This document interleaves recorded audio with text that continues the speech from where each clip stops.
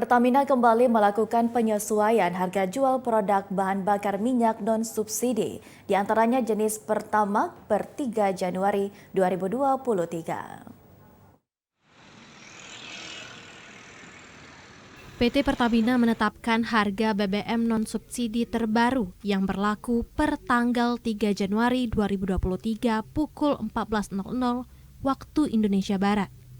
Penyesuaian harga BBM non-subsidi ini berlaku untuk jenis Pertamax, Pertamax Turbo, Dex Lite, dan Pertamina Dex.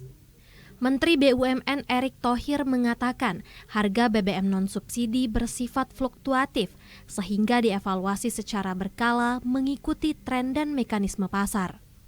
Penyesuaian harga BBM non-subsidi ini mengikuti tren harga minyak dunia dan harga rata-rata publikasi minyak. Kalau kita lihat harga daripada pasaran minyak yang tadinya 87 US dollar sekarang kan turun di 79-an.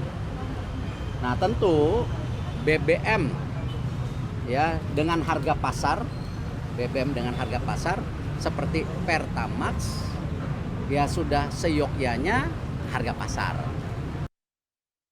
Diharapkan adanya penurunan harga BBM non-subsidi ini dapat mengurangi beban bagi masyarakat yang menggunakan BBM jenis Pertamax.